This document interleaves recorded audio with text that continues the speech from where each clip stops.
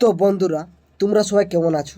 আশা করি সবাই ভালো আছো। তো বন্ধুরা, তোমরা সকলে জানো আমাদের এই চ্যানেলে কিন্তু একটা পঞ্চায়েতের যে এক্সাম, সে পঞ্চায়েতের এক্সামের জন্য কিন্তু আমাদের একটা সিরিজ চলছে এবং প্লেলিস্ট বানানো আছে পঞ্চায়েত বলে, তোমরা দেখে দেখে নিতে পারো প্লেলিস্টে গিয়ে। তো সেখানে কিন্তু আজকে আমরা আলোচনা করব প্রশ্ন চিহ্ন, অর্থাৎ এই যে বিরাম চিহ্নের বলে একটা ভাগ আছে প্রশ্ন চিহ্ন, এই প্রশ্ন চিহ্নটা আলোচনা করব, অর্থাৎ কোথায় আমরা প্রশ্ন চিহ্ন ইউজ করব। তো সেটা আমরা ডিটেলস আলোচনা করব।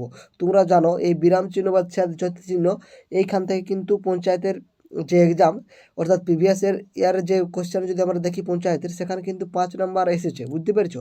তাই আমরা এই টপিকটা খুব ডিটেলসে আলোচনা করছি এবং খুব ট্রিক্সের সাহায্যে আলোচনা করছি, যাতে আপনাদের মনে থাকে এবং খুব সহজে আপনারা বুঝতে পারবেন। অবশ্যই ভিডিওগুলো দেখবেন, এই সমস্ত কিছু আপনারা ফ্রি পেয়ে যাবেন এবং ভিডিওগুলোও তো টাকা লাগছে না দেখতে, তো অবশ্যই দেখবে। তো চলো আর বেশি কিছু বলছি না, ভিডিওটা শুরু করছি। দেখো, আজকের যেটা টপিক হচ্ছে সেটা হচ্ছে প্রশ্ন চিহ্ন। এর আগে আমরা অনেকগুলো টপিক আলোচনা করেছি, অর্থাৎ দাড়ির নিয়ে আমরা কাজটা আলোচনা করেছি, কমান্ড নিয়ে আমরা কাজ আলোচনা করেছি, হ্যাঁ, সেমিকোলন নিয়ে আমরা আলোচনা করেছি। তোমরা আগের ভিডিওগুলো দেখে নিতে পারো। তো দেখো, আজকের যে আলোচ্য বিষয় সেটা হচ্ছে প্রশ্নচিহ্ন।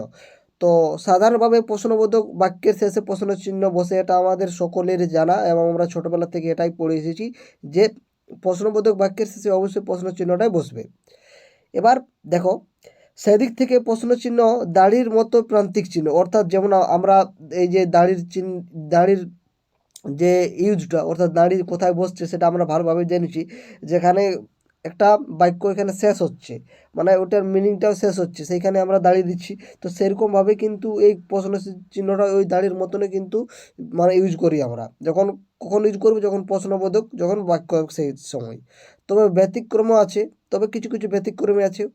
তো সেইগুলো আমরা বাক্যের মাঝেও প্রশ্নচিহ্ন ব্যবহার করা হয় এবং বাক্যের মাঝেও কিন্তু প্রশ্নচিহ্ন অনেকবার দেওয়া হয়ে থাকে। তোমরা এটা নতুন শুনতে পারো, কিন্তু বাক্যের মাঝেও কিন্তু কোনো সময় প্রশ্নচিহ্ন দেওয়া হয়ে থাকে। তো সেটাই ব্যতিক্রম এবং সেটাই আমরা জানবো। তো অবশ্যই ভিডিওটা দেখো। তো দেখো, তো আমাদের কিছু সূত্র বলতে পারো আছে, যেমন 1 নম্বর সূত্রটি কি বলছে দেখো। তো প্রত্যেকটিরই সূত্র কিছু কিছু আছে, সেই সূত্রগুলোর সাহায্যে আমরা আলোচনা করছি যাতে তোমাদের সুবিধা হয়। তো দেখো, প্রশ্ন, সংশয়, জানার ইচ্ছা প্রভৃতি অর্থ বোঝাতে বাক্যের শেষে প্রশ্ন চিহ্ন ব্যবহার করা হয়। এটা আমাদের সকলেই জানা যে কিছু যখন কাউকে জিজ্ঞাসা করবো তখন অবশ্যই প্রশ্ন চিহ্ন দেবো। কিছু সংশয় থাকে, এটা কি তোমার হচ্ছে, এটা কি তোমার, এরকম সংশয় কিছু হয় তখনও কিন্তু আমরা জিজ্ঞাসা চিহ্ন দিয়ে থাকি। জানার ইচ্ছা থাকলে তোমার নাম কি, সেক্ষেত্রেও আমরা কিন্তু জিজ্ঞাসা চিহ্ন দিয়ে থাকি। তাহলে এইসবের ক্ষেত্রে কিন্তু আমরা জিজ্ঞাসা চিহ্ন দিই। তোমরা দেখতে পাচ্ছ উদাহরণটা, ছেলে পেলে সংবৎসর খাবে কি। তো তারপরে দেখো, এখন পরকালের কর্ম করিবে না তো কবে করিব। তো এগুলো হচ্ছে প্রশ্ন। এবার দেখো সংশয়ের ক্ষেত্রে, দেখো সংশয়ের ক্ষেত্রে, কার সঙ্গে এই বনের মধ্যে ঘুরিতেছি, ছেলেটা অমন করে জেলে ভিজে বাঁচবে তো। তো এগুলো হচ্ছে সংশয়। আবার জানার ইচ্ছে, যেমন ধর্মাজি আজ কত দূর যেতে পারি, যেমন আপনার নাম কি, এটাও জানার ইচ্ছে। এর ক্ষেত্রেও আমি কিন্তু প্রশ্ন চিহ্ন ইউজ করব। ধার নিবি, শুধবি কি করে শুনি, তো এটাও কিন্তু জানার ইচ্ছা। তারপরে দেখো, এবার আমরা জানবো 2 নম্বর যে সূত্র আছে সেটা কি রয়েছে দেখো। প্রশ্ন অর্থ বোঝাতে এক বা একের বেশি পদের পরেও প্রশ্ন চিহ্ন বসে, অর্থাৎ প্রশ্নটা যদি অর্থ বোঝাতে, সেক্ষেত্রে এক বা একের বেশি পদের পরেও কিন্তু প্রশ্ন চিহ্ন বসবে। তোমরা দেখতে পাচ্ছ, ওই ছেলেটি কি মানুষ, দেবতা নাকি পিশাচ? দেখতে পাচ্ছ, বাবা কেন মা? দেখতে পাচ্ছি এইগুলো ব্যতিক্রমী বন্ধুরা। অর্থাৎ প্রশ্নে অর্থ বোঝাতে এক বা একের বেশি পদের পরও কিন্তু প্রশ্ন চিহ্ন এখানে ব্যবহার করা হয়েছে। তোমরা দেখতে পাচ্ছ এই বাক্যটা এখানে কিন্তু আমরা দেখতে পাচ্ছি কটা প্রশ্ন চিহ্ন ইউজ করা হয়েছে। হ্যাঁ, 3টা প্রশ্ন চিহ্ন ইউজ করা হয়েছে। এখানেও দেখতে পাচ্ছি 2টা ইউজ করা হয়েছে। তাহলে এখানে বাক্যের মাঝেও কিন্তু ইউজ করা হয়ে থাকে। তারপরে দেখো 3 নম্বর নিয়ম, প্রশ্ন অর্থ বোঝাতে সরল ও জটিল বাক্যের প্রশ্ন চিহ্নের প্রয়োগ। অর্থাৎ প্রশ্ন যদি অর্থ বোঝাতে, তখন সরল ও জটিল বাক্যের মধ্যেও কিন্তু প্রশ্ন চিহ্ন ইউজ করবো। দেখতে পাচ্ছি তোমরা সরল বাক্যের ক্ষেত্রে দেখো, জগতের কে কখনো শুনেছো, এত বড় সংসারটা চলবে কিসে। তো এই ক্ষেত্রে এটা সরল বাক্য, এই ক্ষেত্রে কিন্তু আমরা কিন্তু প্রশ্ন চিহ্ন ইউজ করেছি। এবার জটিল বাক্যর ক্ষেত্রে দেখো উদাহরণটা, সেটা কি রয়েছে দেখো, আমার সংসারে যা কিছু দেখি সবই কি সুন্দর, তর্করত্ন বলিলেন তাও নেই বুঝি। তো এইগুলো হচ্ছে জটিল বাক্যর ক্ষেত্রে। এবার দেখো 4 নম্বর যে নিয়মটা সেটা কি রয়েছে দেখো, প্রত্যক্ষ বা সরাসরি প্রশ্নের ক্ষেত্রে প্রশ্ন চিহ্নের প্রয়োগ। তো সরাসরি দেখো দেখো সরাসরি, এই ঝড় বৃষ্টিতে কি তোমার রওনা হবে, এটা সরাসরি প্রশ্ন করছে। জনম তব কেন মহাকুলে, তো এইগুলো সবই হচ্ছে সরাসরি প্রশ্ন। এবার দেখো 5 পরোক্ষ প্রশ্নের ক্ষেত্রে, এবার সরাসরি বাদ দিবার পরোক্ষ প্রশ্নের ক্ষেত্রেও কিন্তু প্রশ্ন চিহ্ন ব্যবহার হয় না, তোমরা দেখতে পাচ্ছ। যেমন জানতাম না তিনি কি খাবেন, তো এখানে কিন্তু আপনারা অনেকে প্রশ্ন চিহ্ন দেবেন, সেটা কিন্তু একেবারে ভুল হবে, কারণ এখানে পরোক্ষভাবে বলছে। জানি না, এটা পরের ব্যাপার। তো তারা জিজ্ঞেস করলেন আমরা কবে ও কখন যাব, তো এটা কিন্তু পরোক্ষভাবে জিজ্ঞেস করছে, তাই ওটা হচ্ছে এটা কিন্তু জিজ্ঞাসা চিহ্ন এখানে হচ্ছে না। 6 বাক্যের মাঝে প্রশ্ন চিহ্ন, এটাও দেখতে পাচ্ছ বাক্যের মাঝে প্রশ্ন চিহ্ন ইউজ করা হয়েছে। তারা কি মূর্খ ভেবেছো, এই প্রশ্নে তাকে ভাবাচ্ছিল, অর্থাৎ এখানে বাক্যর মাঝে কিন্তু প্রশ্ন চিহ্ন দিয়ে দিয়েছে, এটা হচ্ছে ব্যতিক্রম। ছেলেরা খেলছে, তো এখানেও দেখতে পাচ্ছ বাক্যের মাঝখানে কিন্তু প্রশ্ন চিহ্ন দিয়েছে, খেতে বসে বাপ জানতে চাইলো। এবার 7 নম্বর যে নিয়ম সেটা দেখো কি রয়েছে, সন্দেহ থাকলে বা বিতর্কিত বিষয় হলে সেই শব্দের পরে বন্ধনীর ভিতরে হয়। তোমরা দেখতে পাচ্ছ স্টেডিয়ামকে বন্ধনী করে ভিতরে দিয়ে দিয়েছে প্রশ্ন চিহ্ন। তার স্টেডিয়ামে লাখ খানেক দর্শক ছিল, তার মতো ভদ্রলোক চোট, ব্যাপারটা বিতর্কিত।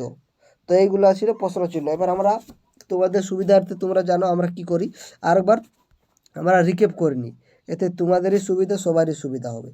তো দেখো প্রশ্ন চিহ্ন ব্যাপারটা কি, তো বন্ধুরা প্রশ্ন চিহ্ন তো সেটা আমরা তো বুঝতেই পারছি, যেখানে বাক্যের মধ্যে প্রশ্ন করা হবে সেই ক্ষেত্রে আমরা জিজ্ঞাসা চিহ্ন বা প্রশ্ন চিহ্নটা আমরা দেব, বুঝতে পারছো। এবং কিছু ব্যতিক্রমে আছে তোমরা যেগুলো জানো না, ও বাক্যের মাঝখানে কিন্তু প্রশ্ন চিহ্ন বসছে, সেগুলো আমরা আলোচনা করছি। তো দেখো 1 নম্বর যে নিয়ম সেটা কি হচ্ছে, 1 নম্বর যে নিয়ম বা সূত্র সেটা হচ্ছে প্রশ্ন সংশয় জানার ইচ্ছা পরবর্তী অর্থে বোঝাতে বাক্যের শেষে প্রশ্ন চিহ্ন ব্যবহার করা হয়। অর্থাৎ যখন কিছু সংশয় বোঝাবে সেক্ষেত্রেও আমরা কিন্তু প্রশ্ন চিহ্ন ইউজ করব। যদি কোনো বাক্যের মধ্যে প্রশ্ন করা বোঝায় সেক্ষেত্রে আমরা অবশ্যই প্রশ্ন চিহ্ন ব্যবহার করব।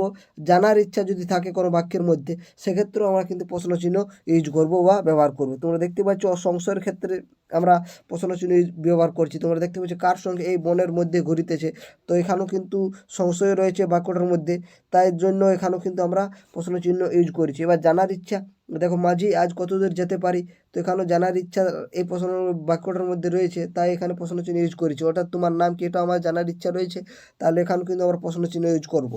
এবার তোমরা দেখতে পাচ্ছ 2 নম্বর নিয়ম কি রয়েছে, 2 নম্বর নিয়ম রয়েছে প্রশ্ন অর্থ বোঝাতে এক বা একের বেশি পদের পরও প্রশ্ন চিহ্ন বসে। অর্থাৎ প্রশ্নটার অর্থ বোঝাতে, অর্থ যদি বোঝাতে চাও তাহলে এক বা একাধিক পদের পরও কিন্তু প্রশ্ন চিহ্ন বসে। তোমরা দেখতে পাচ্ছ ওই লোকটি কি মানুষ, দেবতা নাকি পিশাচ, তো এখানে দেখতে পাচ্ছ এখানে এই এক বা একের ক্ষেত্রেও কিন্তু এই প্রশ্ন চিহ্ন বসেছে। তো এখানে কিন্তু কি কেন বসেছে, তার কারণ হচ্ছে প্রশ্ন অর্থ বোঝাতে। তোমরা দেখতে পাচ্ছ এটা যদি আমরা না দিই তাহলে কী হতো, দেখো একটি ওই লোকটি কি কি মানুষ, দেখো এরকম এটা হবে কেন তাহলে, কিন্তু আমাদের প্রশ্ন চিহ্নটা দিতেই হবে, তার জন্য এটা প্রশ্ন চিহ্ন দেওয়া হয়েছে। আমরা যদি এটা না দিই তাহলে কিন্তু এটা ঠিক আসছে না, মিনিংটা মানে দাঁড়াবে না। তারপর দেখো 3 নম্বর কি, প্রশ্ন অর্থ বোঝাতে সরল জটিল বাক্যের প্রশ্ন চিহ্ন ব্যবহার করা হয়। তোমরা দেখতে পাচ্ছ সরল বাক্যের ক্ষেত্রে প্রশ্ন চিহ্ন ব্যবহার করা হয়েছে, জটিল বাক্যের ক্ষেত্রে প্রশ্ন চিহ্ন ব্যবহার করা হয়েছে। এবার 4 নম্বর নিয়ম কি, প্রত্যক্ষ বা সরাসরি প্রশ্নের ক্ষেত্রে প্রশ্ন চিহ্ন প্রয়োগ করা হয়। অর্থাৎ সরাসরি যদি আপনাদেরকে জিজ্ঞেস করা হয় সেক্ষেত্রেও কিন্তু প্রশ্ন চিহ্ন ব্যবহার করা হয়। তোমরা দেখতে পাচ্ছ এই ঝড় বৃষ্টিতে কি তোমরা রওনা হবে, তো এখানে সরাসরি আপনাকে জিজ্ঞাসা করা হচ্ছে, তাই এখানেও কিন্তু প্রশ্ন চিহ্ন ব্যবহার করা হচ্ছে। এবার 5 নম্বর কি, পরোক্ষ প্রশ্নের ক্ষেত্রে প্রশ্নবাচক চিহ্নের কিন্তু ব্যবহার করা হবে না। তোমরা দেখতে পাচ্ছ এখানে পরোক্ষভাবে, জানতাম না তিনি কি খাবেন, অর্থাৎ এটা পরোক্ষ পরের একটা ব্যাপার চলছে এখানে, তাই এখানে কিন্তু প্রশ্ন চিহ্ন ইউজ করা হচ্ছে না। তোমরা দেখতে পাচ্ছ তারা জিজ্ঞেস করলেন আমরা কবে ও কখন যাব, তো এটা তাদের ব্যাপার, তারা জিজ্ঞাসা করেছে, তো এটা কিন্তু পরোক্ষ জিজ্ঞাসা করছে, অন্যকে জিজ্ঞাসা করছে, তাই ক্ষেত্রে কিন্তু প্রশ্ন চিহ্ন হবে না। তো এটা হচ্ছে 5 নম্বর নিয়ম। 6 নম্বর নিয়ম কী রয়েছে, বাক্যের মাঝে প্রশ্ন চিহ্ন। তোমরা দেখতে পাচ্ছ তারা কি মূর্খ ভেবেছ, এই প্রশ্নের তাকে ভাবাচ্ছিল, তো এখানে দেখতে পাচ্ছ বাক্যের মাঝে কিন্তু প্রশ্ন চিহ্ন ব্যবহার করা হয়েছে, যে ছেলেরা খেয়েছে, তো এখানেও কিন্তু মাঝে প্রশ্ন চিহ্ন ব্যবহার করা হয়েছে। তারপর দেখো 7 সন্দেহ থাকলে বা বিতর্কিত বিষয় হলে সেই শব্দের পরে বন্ধনীর ভিতরে কিন্তু প্রশ্ন চিহ্ন বসানো হয়। তোমরা দেখতে পাচ্ছ স্টেডিয়ামে লাখ খানেক দর্শক ছিল, তো তো এখানে তোমরা দেখতে পাচ্ছ এখানে সন্দেহ আছে, সন্দেহ যদি থাকে দেখো এই বাক্যটার মধ্যে সন্দেহ একটা তৈরি হয়েছে, লাখখানা কি আছে, তো সে তার জন্য এখানে ব্র্যাকেটের মাঝে কিন্তু কি করতে হবে, জিজ্ঞাসা চিহ্ন দিতে হবে, বুঝতে পারছ। তারপরে দেখো তার মতো ভদ্রলোক চোর, ব্যাপারটা বিতর্কিত। তো এখানে দেখতে পাচ্ছি ভদ্রলোক চোর, এখানে একটা সন্দেহ সন্দেহ রয়েছে, ভদ্রলোক চোর, তো এখানে সন্দেহের ক্ষেত্রে কিন্তু আমরা কিন্তু প্রশ্ন চিহ্ন ব্যবহার করে থাকি। তো আজকে আমাদের যে আলোচ্য বিষয় সেটা হচ্ছে প্রশ্ন চিহ্ন। তোমাদের কেমন লাগলো ভিডিওটা অবশ্যই কমেন্ট করে জানাতে পারো। তো বন্ধুরা ভিডিওটা শেষ পর্যন্ত দেখার জন্য আপনাদেরকে অসংখ্য ধন্যবাদ।